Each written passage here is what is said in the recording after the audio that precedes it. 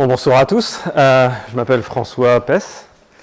Quand Dominique m'a contacté, il m'avait parlé de plusieurs sujets. J'ai travaillé un certain nombre d'années, une quinzaine à peu près, dans l'industrie de la sécurité informatique, commençant à la fin des années 90 et dans les années 2000.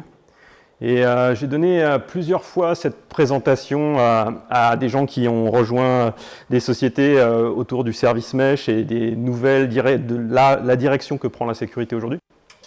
Et je pense que c'est intéressant de repartir sur l'histoire de comment on en est arrivé là, quels étaient les problèmes de sécurité il y a 25, 30 ans, et voir la progression de ces choses-là au cours du temps.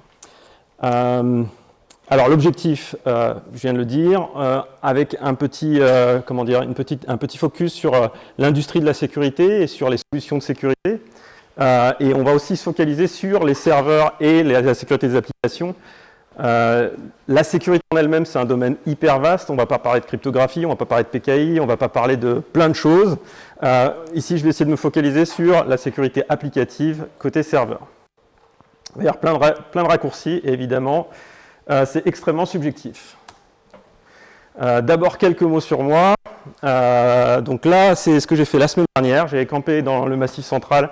J'ai traversé la France en vélo. D'ailleurs, je suis ce soir en vélo. Si quelqu'un peut me rapprocher de l'Ardèche en repartant, ça serait parfait.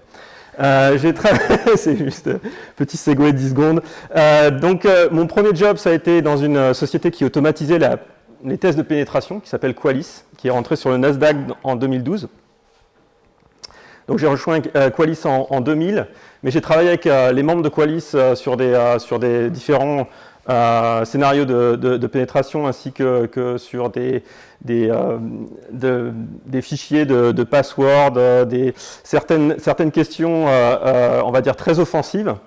Ensuite, j'ai travaillé, après avoir automatisé la pénétration des réseaux, j'ai travaillé sur la sécurité des réseaux. J'ai développé un IDS, un IPS. Alors IDS, IPS, donc c'est Intrusion Detection System, Intrusion Prevention System, c'est en gros ce qu'on appelle des sniffers, des choses qui regardent ce qui se passe sur le réseau et qui interrompent ou bloquent ou détectent des attaques. J'ai ensuite développé des firewalls applicatifs web, des WAF, et aussi des solutions d'authentification, Single Sign-On, SSO. Désolé pour tous les acronymes. S'il y en a un que je rate, arrêtez-moi parce que je déteste quand on me fait ça en général.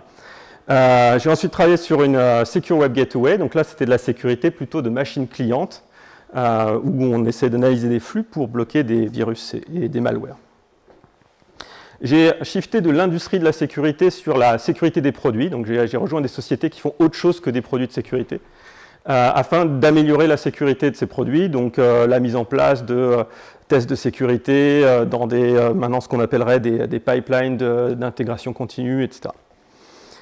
J'ai enfin travaillé dans le domaine de la sécurité, j'ai enfin travaillé sur la sécurité du produit Istio, qui est un gros projet open source qui est porté par Google, Red Hat, IBM. C'est un projet de service mesh. J'ai mis en place le work group, donc c'est un peu à la façon de Kubernetes, il y a des groupes d'intérêt. Donc j'ai mis en place le groupe d'intérêt autour de la sécurité du produit et le programme de détection de vulnérabilité de ce projet. Alors, ça c'est 75% de ma carrière. Pendant 25% de ma carrière, j'ai travaillé sur les Content Delivery Network, notamment sur le CDN, Content Delivery Network de Yahoo, et celui de Netflix, essentiellement sur l'optimisation de DNS. Alors, une fois l'intro passée, on va commencer avec les années 80. J'ai décidé de prendre cette carte de l'Internet des années 80 parce qu'on voit souvent celle des années 70 et des années 60, et je pense que celle-là est un petit peu moins connue. Elle est un peu moins connue, mais je la trouve super intéressante. C'est la mise en place de NSFNet avec une INT1 qui traverse les États-Unis, aussi qui arrive pour la première fois en Europe. Finlande, Suède, Norvège, Danemark et France sont reliés pour la première fois à Internet. Cette carte de 88, je l'aime beaucoup parce qu'en 88, il se passe un des premiers, pas le premier, mais un des premiers phénomènes de sécurité dont beaucoup de monde parle. C'est le virus Worm Morris, qui est en fait un projet d'un jeune homme qui est lui-même le fils d'un membre de la NSA, qui décide d'inventer un worm juste pour voir comment ça fonctionne. Donc un worm, c'est juste un virus qui se propage via des vulnérabilités sur Internet.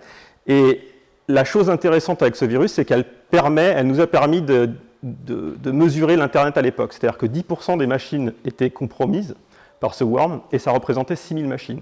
Donc ce qu'on voit là, c'est l'Internet, et sur cet Internet-là, alors il manque les petits bouts en Europe, mais en tout, il y a 60 000 machines. Ça, c'est les années 80. Donc, comme je le disais, dans les faits marquants, on retrouve le Morris Worm là, dont je viens de parler. Il y a un autre fait marquant, c'est la capture la découverte et la capture de Marcus Hess, qui est un hacker allemand, qui s'est introduit dans des systèmes militaires pour vendre des informations au profit du KGB, pour un montant estimé de 54 000 $. Je mets les montants ici et j'essaie de donner un peu la taille de ce qui était une compromission à l'époque.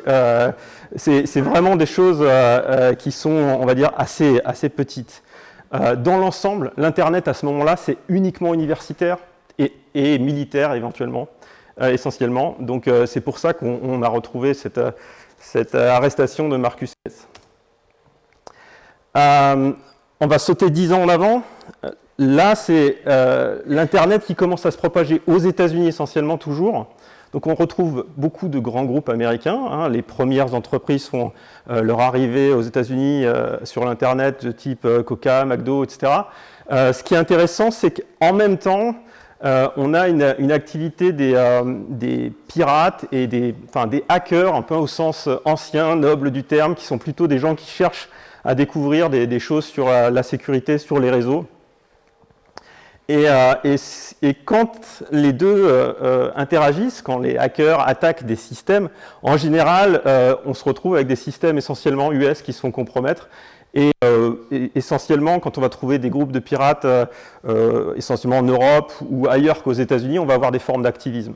Mais encore une fois, le piratage à ce moment-là n'est pas économique. On est toujours dans des activités soit de recherche, soit de découverte de nouveaux types de failles à exploiter, de nouveaux vecteurs d'attaque, on parle.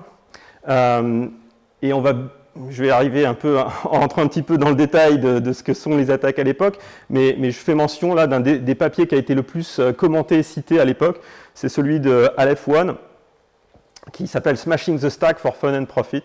Donc c'est un des premiers papiers autour du buffer overflow. Donc le buffer overflow, si vous n'êtes pas au courant, c'est dans les langages de programmation qui ne sont pas memory safe, c'est-à-dire qui n'ont pas une gestion de la mémoire qui est extrêmement sécurisée. On peut déborder, dans certains cas de programmation, on peut déborder des tableaux ou des buffers et aller écrire dans des éléments du programme qui peuvent être exécutés plus tard. La connaissance autour de ce sujet a explosé après le papier de Aleph One. On a retrouvé plein de papiers écrits sur des sujets similaires. Comme je viens de le dire, il y a une petite répétition, il y a peu d'enjeux financiers et économiques alors, en 90, dans les années 90. Et aussi, c'est un point qui est assez important pour moi, les systèmes, quand on arrive sur un grand site, soit universitaire, soit d'entreprise, ont à peu près tous la même forme. On trouve une machine qui contient tous les services. Une énorme machine, un genre de mainframe, un gros serveur, qui va souvent gérer le web, qui va souvent gérer aussi le SMTP. Et dans le cadre universitaire, un service que peu d'entre nous connaissent encore, un service qui s'appelle Finger, qui permet de lister les utilisateurs sur un grand domaine. Je fais mention de ce service Finger, et aussi Telnet, bon, on y reviendra, mais Finger parce que c'était une des vulnérabilités qui avait été utilisée par le Morris Worm. Finger a un intérêt, c'est qu'on peut découvrir des utilisateurs sur une machine, et on peut éventuellement, une fois qu'on a découvert l'utilisateur, aller brute forcer ses mots de passe, par exemple. À ce moment-là, toujours dans les années 90, comme dans les années 80, on a une assez grande diversité des systèmes Unix, ce qui n'est plus le cas aujourd'hui. Aujourd'hui, on a essentiellement Linux et FreeBSD, un peu à la marge, on va dire, mais on a essentiellement énormément de serveurs Linux. Mais à cette époque-là, dans les années 90, on trouve encore beaucoup de HPUX, OpenVMS, AIX. C'est que plus tard, dans les années 90, qu'on va trouver des Linux. C'est important à noter parce que dans le cadre de vulnérabilité qui existe à l'époque, quand on veut essentiellement essayer d'exécuter un programme en écrasant un buffer via ces attaques de type buffer overflow. Il faut connaître l'assembleur de la machine, il faut connaître le CPU, l'architecture de la machine. Et quand on a cette diversité-là, ça devient extrêmement compliqué. J'ai juste mis une petite photographie de à quoi ressemblait l'environnement des systèmes d'exploitation à l'époque, et on voit vraiment que Linux arrive un petit peu sur la droite de GNU un peu plus tard, mais à ce moment-là, on a beaucoup plus de Solaris, HPUX, AIX, IRIX. Un rappel utile avant qu'on plonge dans ce à quoi la sécurité va s'intéresser. C'est le modèle OSI, c'est aussi le modèle TCP/IP. On va essentiellement se focaliser dans le cadre de la sécurité informatique sur les 3 couches du haut, qui est la couche applicative pour TCP/IP.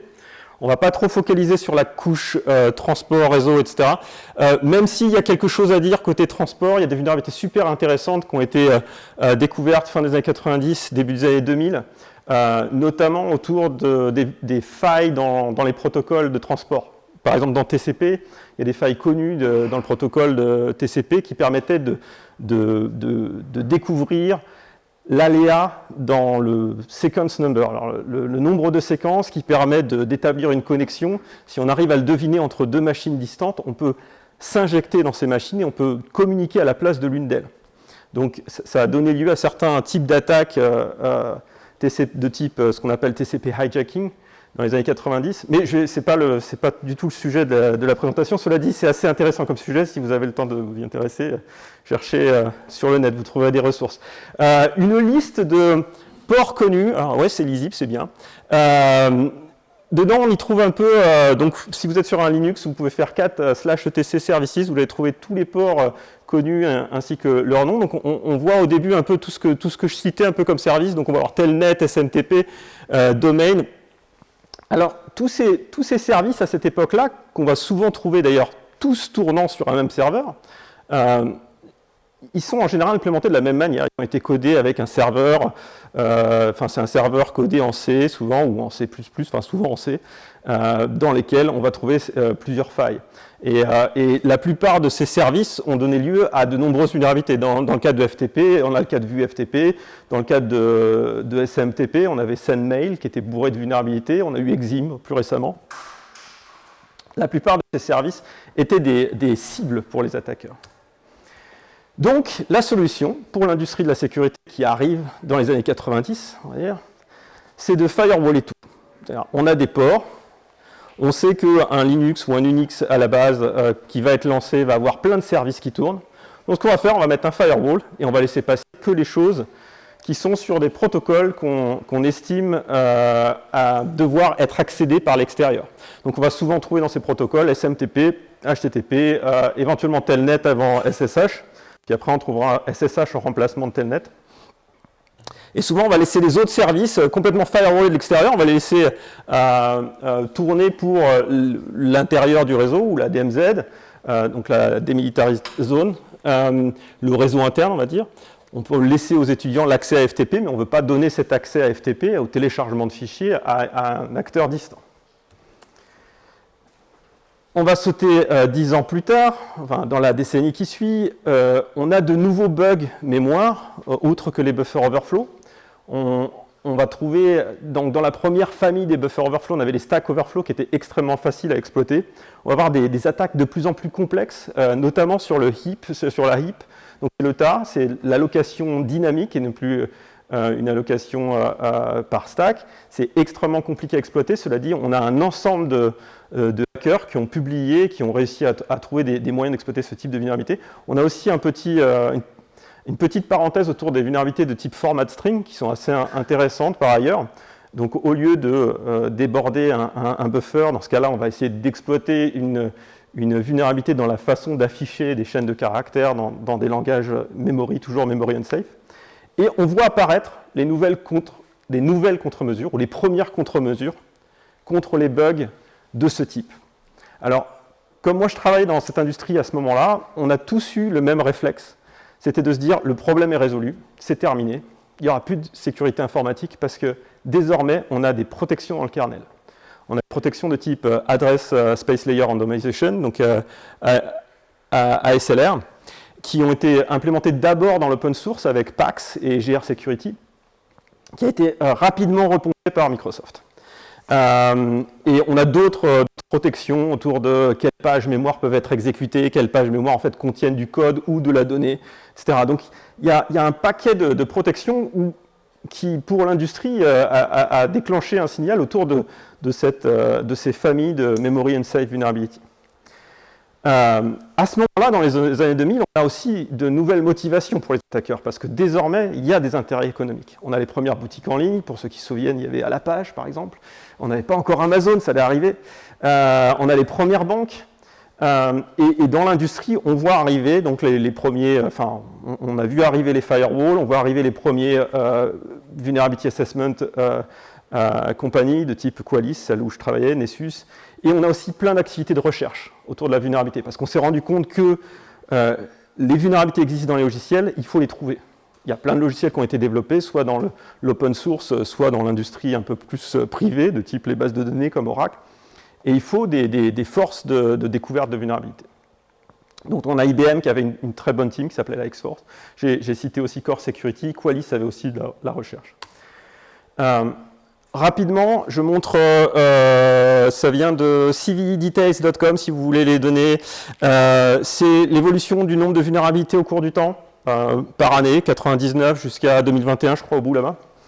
C'est juste pour montrer que ce n'est pas un business qui s'est arrêté avec l'invention des protections dans le kernel. C'est le même graphe, sauf que ce n'est pas par année, c'est par type de vulnérabilité. Alors, il y a quelques raccourcis qui sont faits autour de ces vulnérabilités. Par exemple, je veux dire, il y a des vulnérabilités qui s'appellent execute code. C'est assez mal classifié parce qu'il y a certaines execute code qui sont faites par le biais d'une SQL injection, par exemple. Mais ce que je voulais montrer là, c'est ce en quoi va se transformer l'industrie de la sécurité dans les années qui ont suivi. On voit que autour de tout ce que j'ai encadré en rouge là, c'est essentiellement des vulnérabilités web. C'est l'application web par le biais de SQL injection, file injection, directory traversal, tout ça, c'est des vulnérabilités web. Donc on a shifté l'industrie des problèmes autour du memory management et on les a shiftés sur le développement d'applications web. Désormais, on a des vulnérabilités dans le web. Le problème, c'est que toutes les choses sont sur le web. C'est-à-dire que maintenant, j'ai plus de FTP, j'ai plus de SMTP, j'ai plus rien. J'ai du file sharing par le web, j'ai du forum, j'ai du web chat, j'ai plein de web applications, tout passe par HTTP, et le problème, c'est que mon firewall de l'époque, qui laissait passer le port 80, désormais laisse tout passer. Donc, toutes mes vulnérabilités web, l'attaqueur peut aller au travers.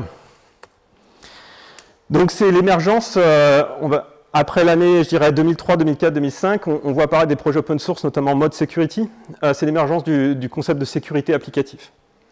Parce que le terrain de jeu, c'est désormais les applications web, qu'il y a des nouveaux langages, qui sont memory safe certes, mais qui ont des problèmes dans la manière dont ils vont encadrer l'exécution de code autour notamment de shell et autour de l'injection. Et donc on a ces nouveaux vecteurs d'attaque. Désormais aussi, les joueurs deviennent beaucoup plus intéressés, non seulement économiquement, mais je dirais psychologiquement. Avec l'émergence des social media et des social networks, on va voir des nouvelles activités de piratage qui sont beaucoup plus, je dirais, malsaines, autour de la recherche d'informations sur la vie privée des gens. On a beaucoup de cas de compromission d'acomptes par un conjoint, etc. Alors, heureusement, l'industrie a shifté. Et désormais, on va remplacer nos vieux firewalls par des Web Application Firewall. Donc les firewalls applicatifs web, ce n'est rien d'autre qu'un serveur web qui tourne devant les serveurs web. On appelle ça un reverse proxy.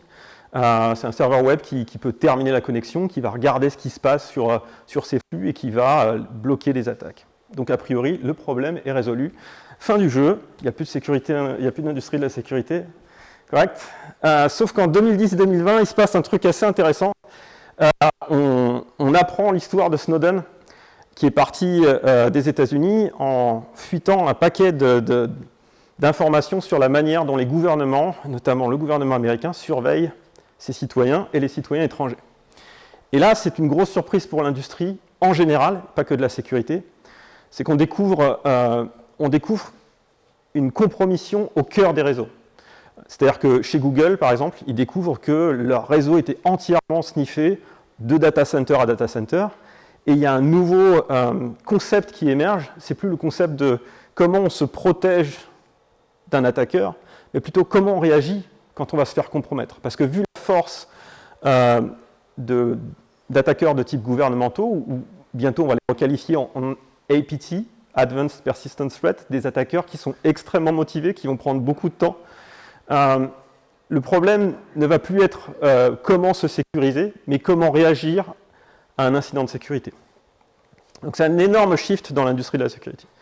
On voit aussi apparaître les nouveaux concepts autour du threat modeling, donc comment on va modéliser une attaque ou modéliser les vulnérabilités autour d'un logiciel, qui va être une vision très différente pour chaque famille de logiciels.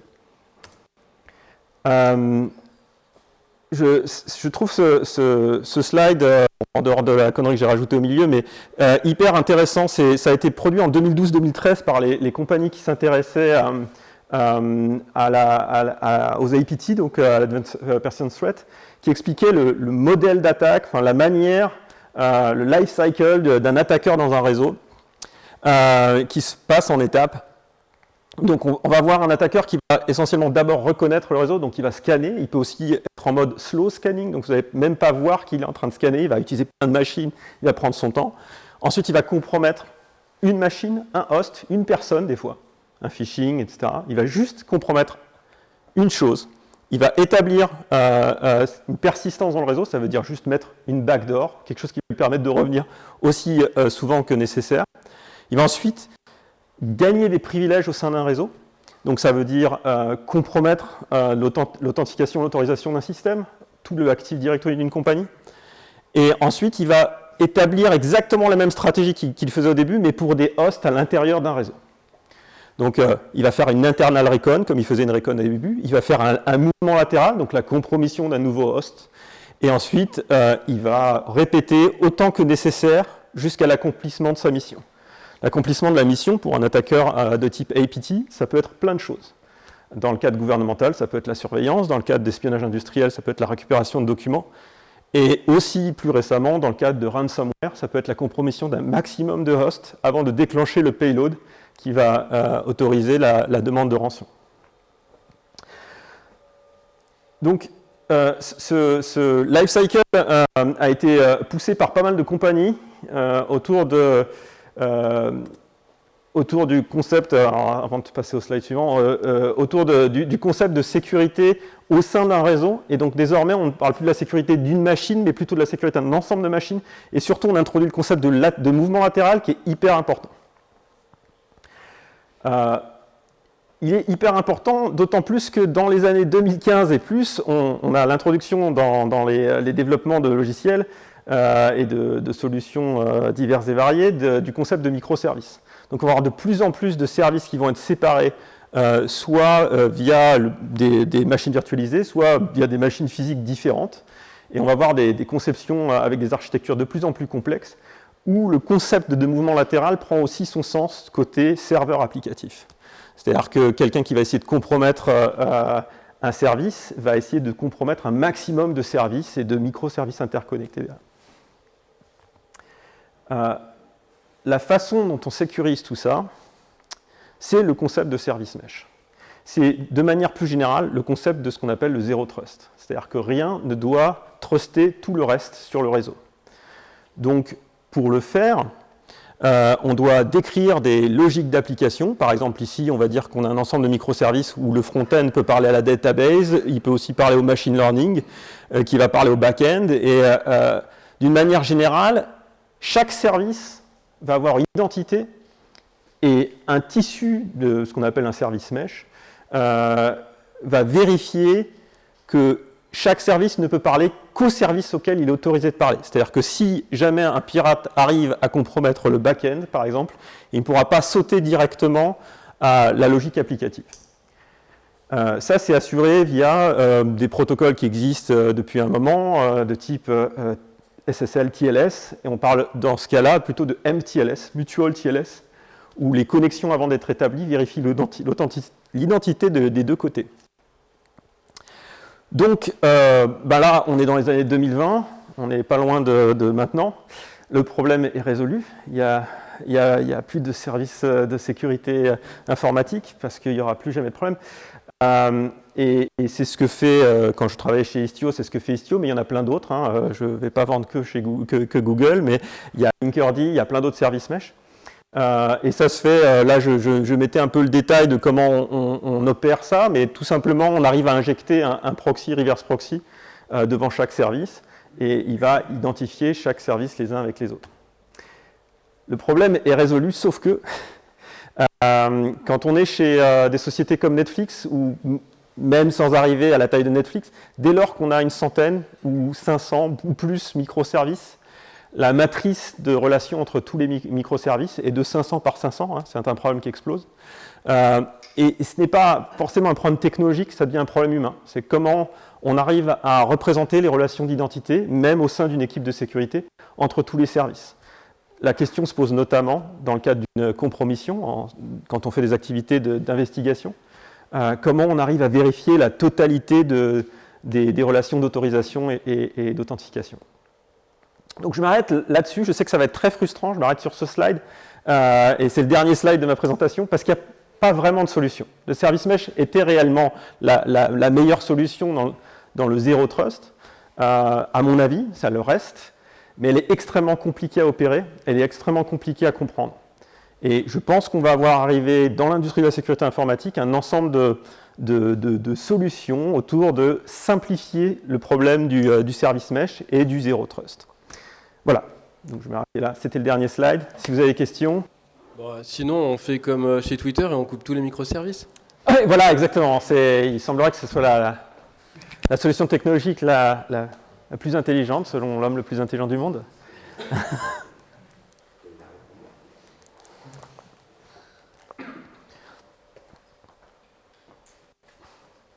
S'il n'y a pas d'autres questions. Merci.